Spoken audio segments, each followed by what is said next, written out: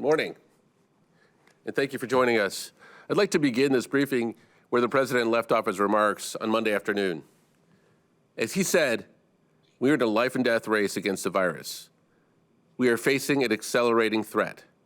And faced with an accelerating threat, this administration is accelerating our response even further. The most powerful way to do this is to accelerate the pace of vaccinations. Starting on day one, we began working to accelerate and increase vaccine purchases and manufacturing to have enough vaccines to vaccinate all adults by the end of July. We then accelerated that to have enough vaccines for all adults by the end of May. The President then directed states to open up vaccinations to all adults by the beginning of May. But as we have seen this virus continue to spread, President Biden has ordered that his national vaccination effort accelerate to the next level. Within 3 weeks, by April 19th, 90% of adult Americans will be eligible for a vaccine, and 90% of Americans will live within 5 miles of a vaccination site. Already, there are more than 50,000 vaccine sites across the country.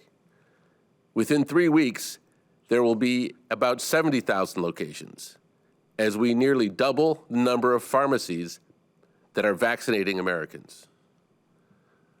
More Americans will get more appointments in more convenient locations.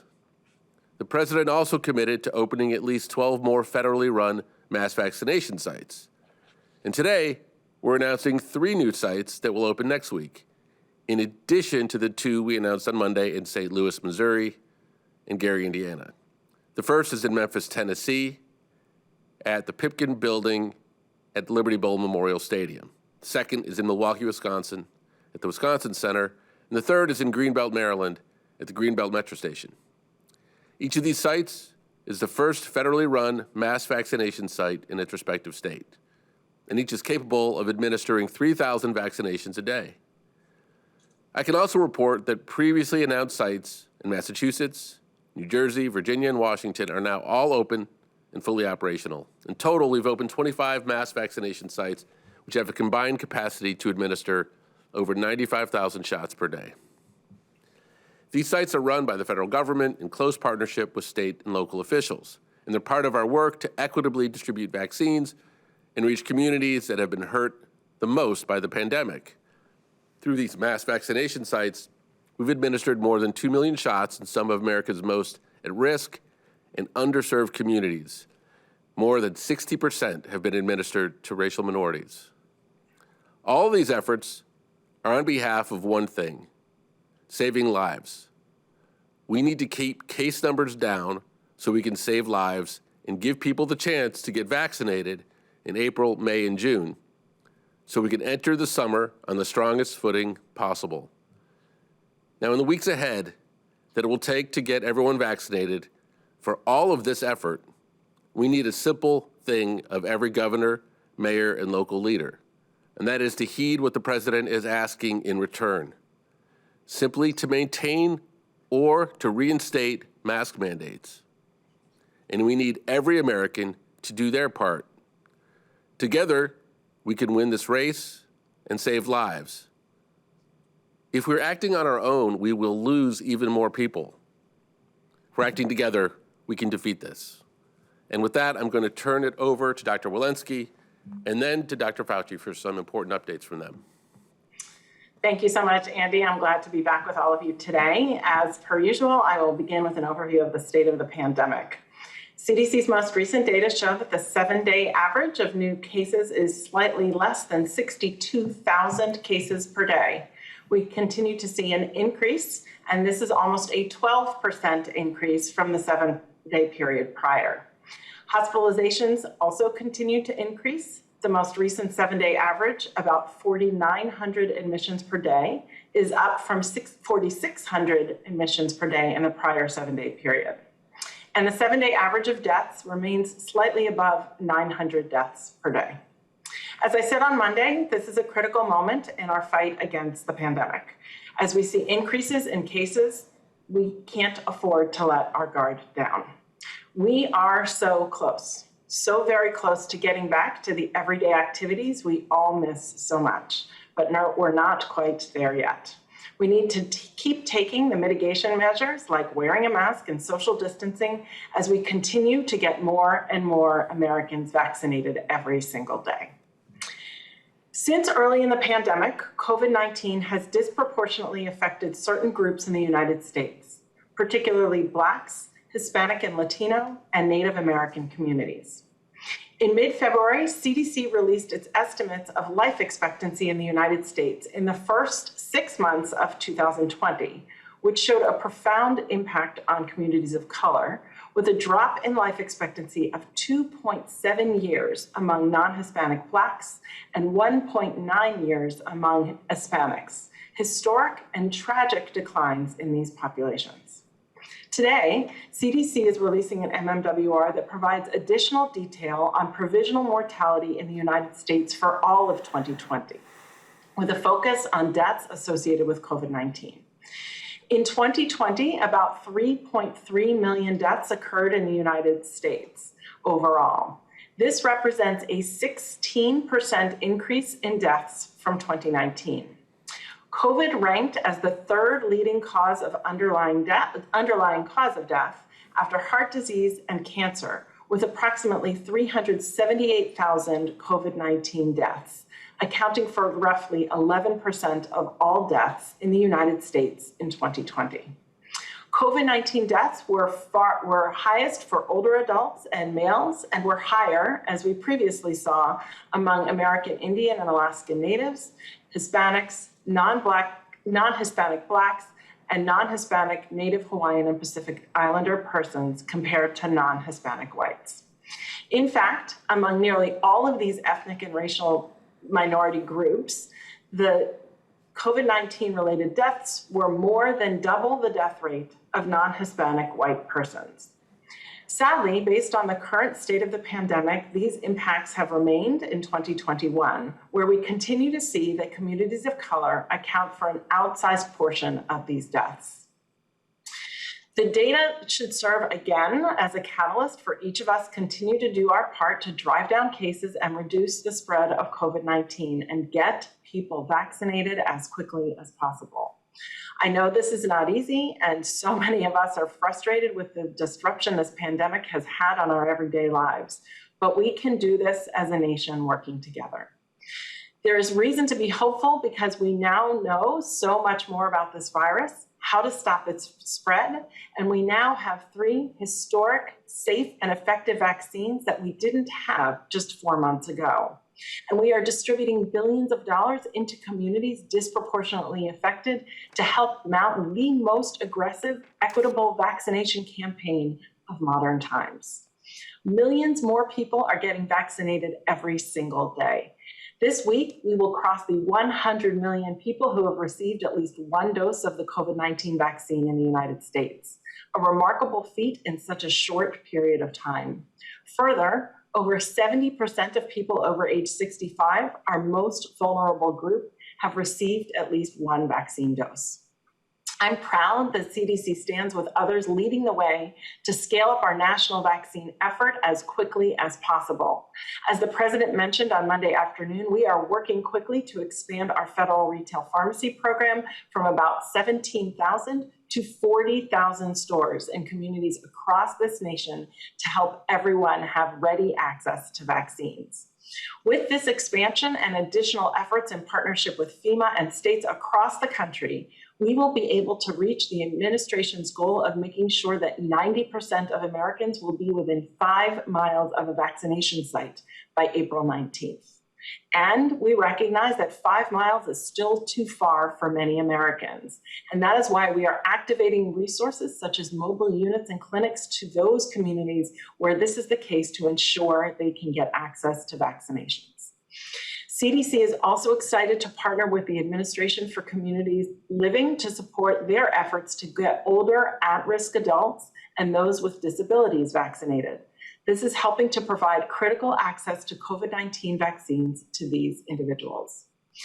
Finally, I want to briefly share that today CDC is updating COVID-19 guidance for adult day service centers. These centers provide important social and health services to community-dwelling adults age 65 and older, as well as to adults of any age living with disability. We know these populations are at high risk for severe COVID-19 disease, and this guidance will help center administrators and staff protect themselves and adults receiving their services by promoting and engaging in preventive behaviors that reduce COVID-19 spread and help maintain healthy operations and environments of these facilities. You can find the updated guidance and resources for center administrators and staff on the CDC website. It's up to us. It's up to all of us to be part of this solution. Thank you for hanging in there with us for just a little bit longer and for doing your part to help others. Thank you. I'll now turn things over to Dr. Fauci. Thank you very much, Dr. Walensky. I'd like to spend the next couple of minutes talking to you about the subject of the potential role of vaccinations that we are currently giving in handling the variants that we see emerging in our society. Can I have the first slide? This is a slide which schematically diagrams the immune response to SARS-CoV-2. On the left-hand part of the slide is what happens when you get acutely infected. Multiple components of the immune response are operative. Antibodies, but also something we don't pay much attention to, and that is the cell-mediated response of what's called CD4 and CD8 cells.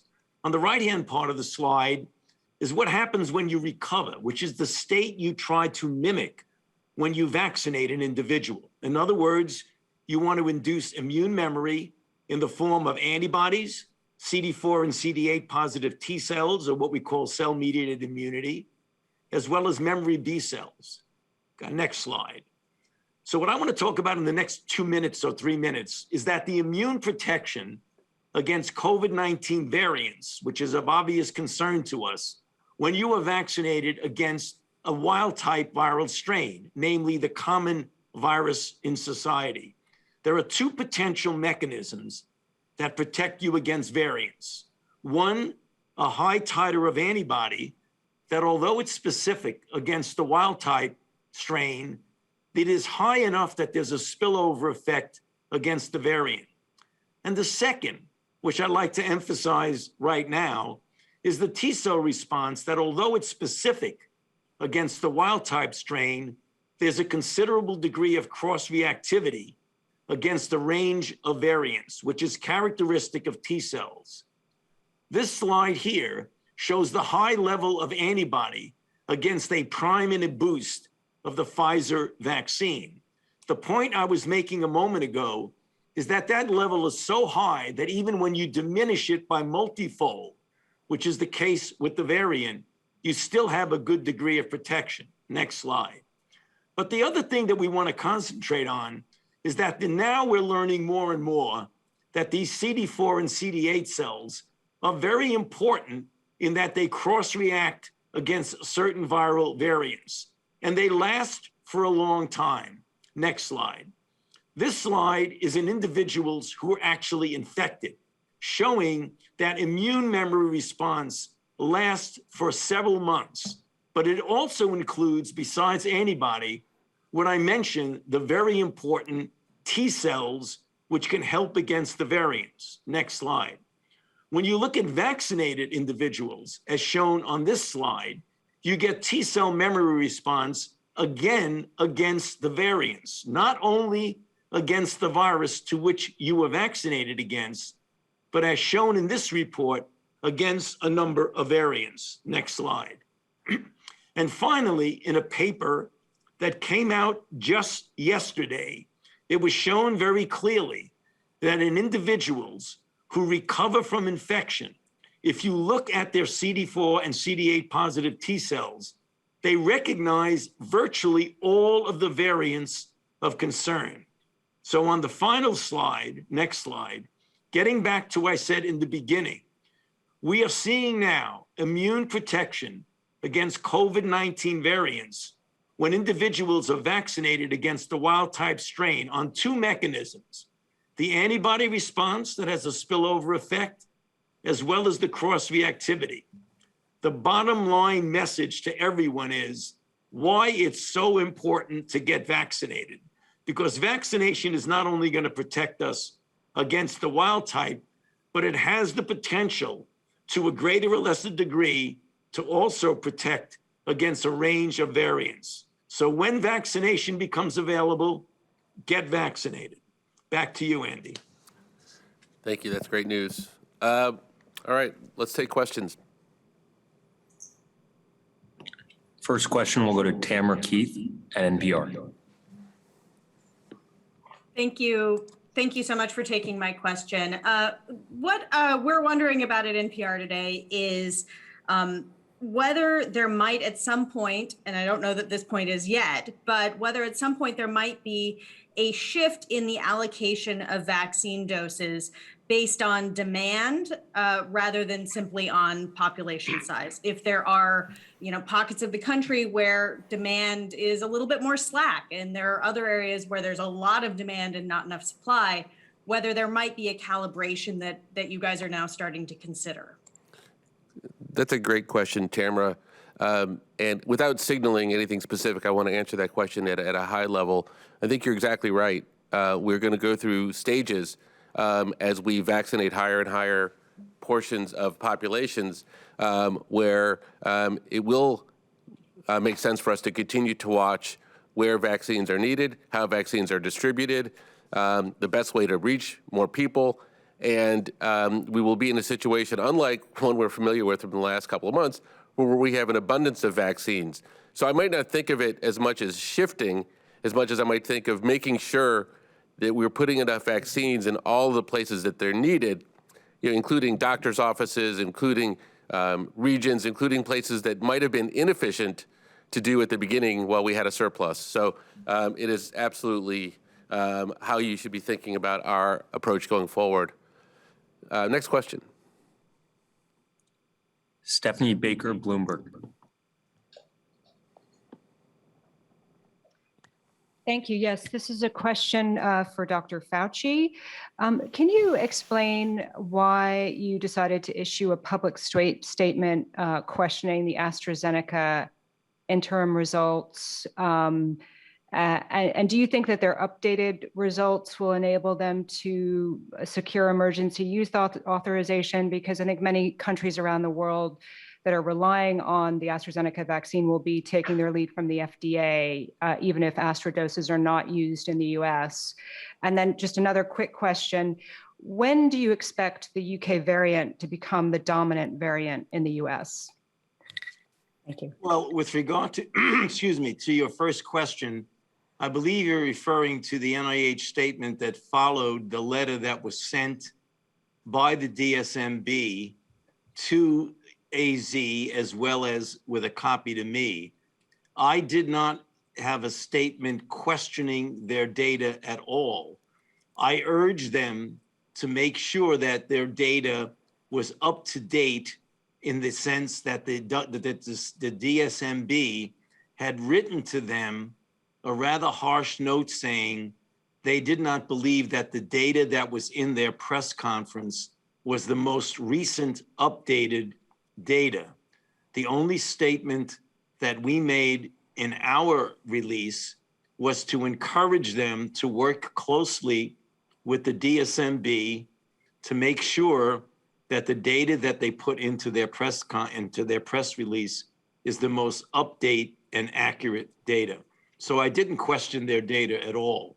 I just urged them to work closely with the DSMB. And I'm sorry, your second question?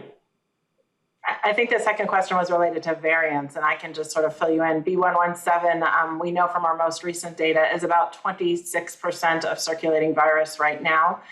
We are looking at it by region. It varies in region from 4 to 35%. And so we're watching this very carefully, but it is starting to become the predominant variant in many US regions. I think your final question was asking us to consider whether the FDA was going to grant an EUA. Obviously, we're going to leave that to the FDA, but I'm wondering if Dr. Fauci, you have any additional comments given the data that you have seen relative to the AstraZeneca release. Well, the data that they made public most recently indicates to me that this is a good vaccine that is going to have a very important role in the global response to this outbreak. Thank you. Next question. Next, we'll go to Lauren Classen at CQ Roll Call. Hi, thank you. Yes, two questions. First, given the rise in cases and the number of schools and states that are reopening, how important is it to have a national testing strategy, and when should we expect to see that? And then secondly, are you anticipating any medical supply chain disruptions stemming from the backlog in the Suez Canal? Thank you. Okay. The first question on schools and testing, Dr. Walensky, do you want to provide some input into that? Yeah, what I will say is we're watching obviously the cases by jurisdiction. Our school-based reopening strategy does look at community transmission and is guided based on community transmission. We have 5 mitigation strategies and of course ancillary mitigation strategies related to teacher vaccination and testing, as you note, and we're working closely with the Department of Ed and others to put forward a national testing strategy for schools.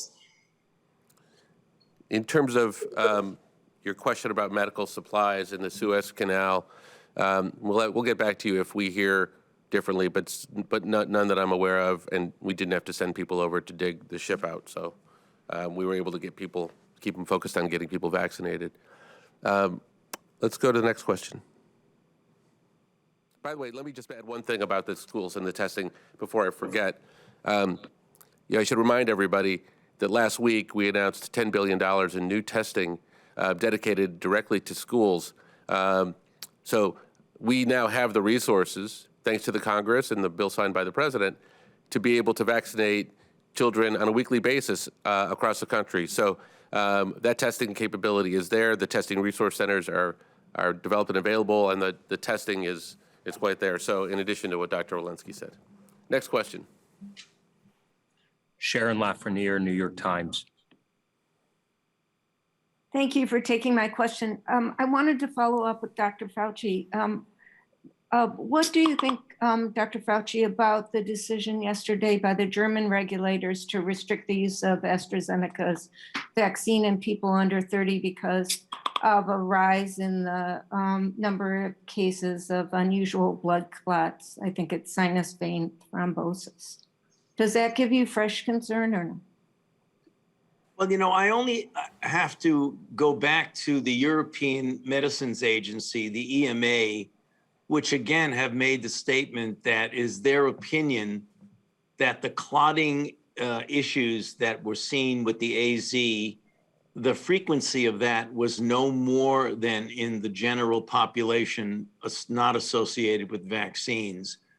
So, I don't have any further opinion on that except to say that you're talking about a situation in the European Union, and the regulatory agency that's responsible for what goes on in the European Union feels that that is not an issue, that it is in fact the same level as you'd expect in the general population.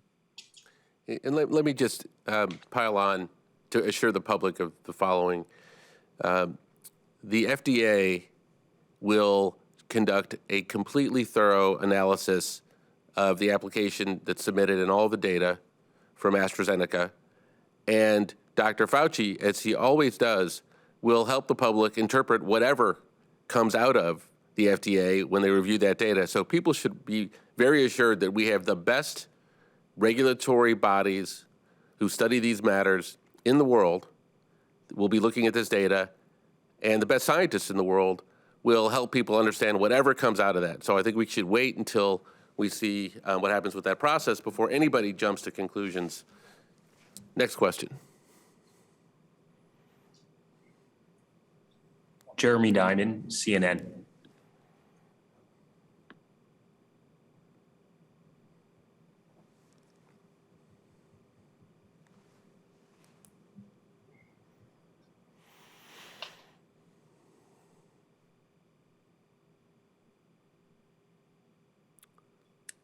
Should we go to another question, Kevin?